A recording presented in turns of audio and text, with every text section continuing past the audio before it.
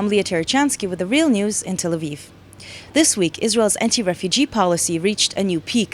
On Tuesday, September 4th, the Israeli daily Haaretz reported that a group of 20 African asylum seekers were being denied entry and are stuck in the fenced area between the Sinai Desert in Egypt and the border with Israel. The group of what the report called 20 asylum seekers from Eritrea are being held since Thursday without food. According to soldiers in the field, they were instructed to give the refugees as little water as possible. So on Thursday night, 4 Israeli activists decided to give the refugees food themselves. The Real News joined them. קניתי לחמניות, כזה חצאי בגטים, 25 בכיכר לחם, והרבה מאוד קופסאות שימורים שאפשר לפתוח אותם בלי פותחן, של ירקות משומרים. כן, אנחנו נוסעים עם הרכב עד הכביש, עד איפה שהחיילים, 3 יורדים עם התיקים, כלומר, 2 עם התיקים, 1 עם המצלמה. There are currently 55,000 African asylum seekers in Israel, which doesn't have an individual refugee assessment process.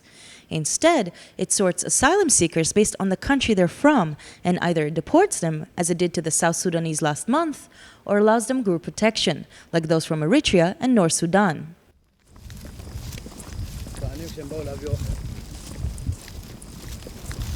אין כניסה, חבר'ה. למה לא? יש שם אנשים רעבים. שטח די סגור. יש שם אנשים רעבים, אנחנו רוצים להבין. למה סגור? איך? למה סגור? צבא, לא סתם. אני בשטח ישראל? כן. יפה. אתה שוטר? לא, אני חייל. בסדר, לחיילים, על אזרחים, בשטח ישראל אין סמכות. בלי צו אין סמכות. אסור לך להיכנס לשם. למה? כי זה שטח צבאי. אבל יש שם אנשים רעבים שהבאתי להם, יש אנשים רעבים שהבאתי להם אוכל. המ"פ שלי. אתה לא הבאת לי שזה שטח צבאי. אדוני. אתה לא הבאתי לי שזה שטח צבאי.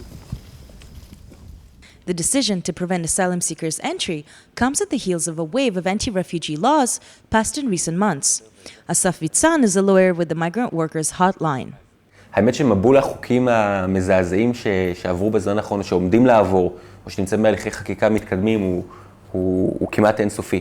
אי אפשר בכלל להתחיל להקיף אותו בצורה מעמיקה.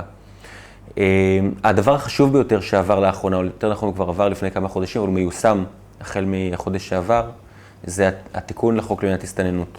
עם רף ענישה חמור בהרבה, עם תקופות שהייה בכלא, ללא משפט, ללא ביקורת שיפוטית, שהן חסרות תקדים בעולם המערבי, עם מתקני כליאה שיבנו מיוחד לצורך החוק הזה,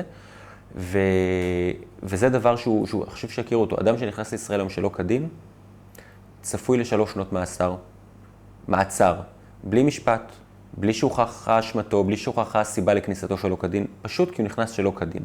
Israel is currently building the largest jail for refugees in the entire Western world. But despite the threat that they'll be locked up for 3 years, as the new law states, asylum seekers continue to seek refuge here. In response, Israel built a massive fence on its border with the Sinai Desert, where the 20 asylum seekers are currently stuck. כרגע אתה עובר על החוק. יש לך בעיה שנביא להם אוכל? אתה עובר על החוק? יש לך בעיה שנביא להם אוכל? אין לי בעיה עם שום דבר, יש לי פקודות. בסדר, אני רוצה להביא להם אוכל. סבבה שאתה רוצה, אבל אתה כרגע עובר על החוק. אסור לך להיות פה. בסדר, אני רוצה לדעת שהאנשים האלה מקבלים אוכל. יש לי צו שמונע ממך מלהיות פה, נכון? אז קדימה, אני מבקש ממך לצאת החוצה. Last month, Israeli Army radio Galgalatz reported Israel is operating inside Egypt's Sinai Desert itself, arresting refugees during their long on-foot trek and turning them back to the Egyptian army. ממש לא, דבר ראשון אנחנו מספקים להם מים מה שצריך. מים זה אוכל? מים זה אוכל? זה לא אוכל ואנחנו מספקים להם את מה שצריך. מה זה מה שצריך? בסיסיים. מה זה מה שצריך? יש להם, אתה תראה שאם אתה... יש להם חופה ויש להם מים. אוכל אין להם. Following the South Sudanese, the group protection for refugees from the Ivory Coast has also been recently removed, and Israel began the process of deporting them. In the process, special police units arrest refugees in the middle of the night, often violently. Yuel has fled the Ivory Coast in 2006. Here he speaks with the Real News on the condition of anonymity. Les arrestations, c'est très... C'est pas comment je vais chercher le mot. C'est très brutal, sincèrement. C'est très brutal. Ils viennent avec un groupe, un homme de police. Ils viennent, ils cassent la porte. Ils tapent la porte, ils n'ouvrent pas. Ils cassent la porte. Et puis on vous enlève. Ouais. Tous ceux qui ont été arrêtés la nuit, les portes ont été offensées. Même j'ai un ami proche, chaque vendredi, je partais chez lui, on buvait le thé ensemble. Il a été arrêté 3 jours passés ou 4 jours passés. C'est comme ça que ça s'est passé.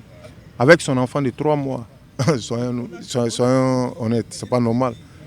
Why? Why do you think they use so much violence against you? Pourquoi ils utilisent autant de violence? Je ne sais pas, là je ne sais pas. Je suis étonné aussi. Pourquoi arrêter un homme? C'est pas, tu n'as pas besoin d'aller casser sa porte. Ils peuvent nous attendre dans la rue. On sort, on se prend. Ils peuvent nous arrêter, contrôler dans la rue ici, il n'a pas papier, tu l'amènes. Mais aller casser sa porte. Ce que je veux dire, bon, les Israéliens ils doivent comprendre aussi qu'ils ont été réfugiés. Ils doivent comprendre cela. Tu vois, ils ont subi ça. Donc, tellement c'est douloureux.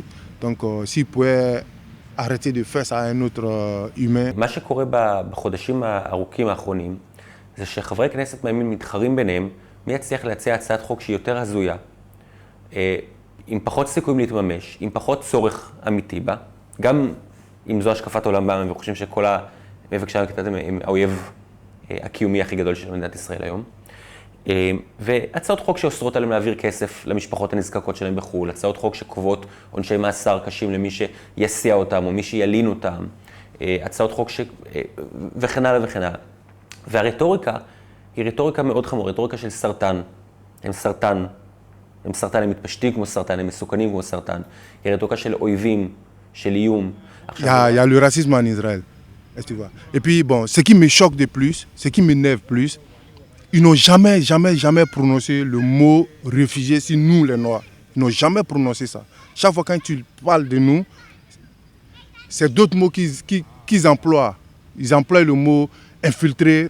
Tu vois, nous ne sommes pas des cancers, nous sommes seulement des réfugiés. Puis nous ne sommes pas en Israël pour toujours. C'est pour un petit moment, pour qu'il y ait la stabilité chez nous, pour qu'on puisse se retourner chez nous, aller vivre. Tout un chacun chez lui. אמרתי לך כבר, אני לא חייב לך תשובות. לא חייב לך תשובות. בסדר, בוא תצא אתה משם. רק לא צריך להיות פה. צאו החוצה בבקשה, אני רוצה. וכשתצאו לשטח נשמח לקיים איתכם שיח, בסדר? כן, שם. שמי דולב קידר. אני חושב שלמדינה מותר לקבוע מי יבוא בשערה. ואם יש כאן גבול, שמסומן בצורה לא רעה, באמצעות הגדר, ראיתם אותה? כן. אתה יודע שהם יושבים שם בלי אוכל, אתה יודע שאתה לא נותן להם אוכל, אתה יודע שיש פה אוכל שיכול להגיע אליהם. The case of this group of asylum seekers is not the first in recent weeks, and the decision about whether to let them in rests with the Minister of the Interior, Eli Yishai. Recently, Yishai ordered to round up all refugees from Eritrea and North Sudan, roughly 80% of the asylum seekers in Israel, and jail them, saying, "Until I have the chance to deport them, I will imprison them and make their lives intolerable." For The Real News, I'm Leah Terechansky in Tel Aviv.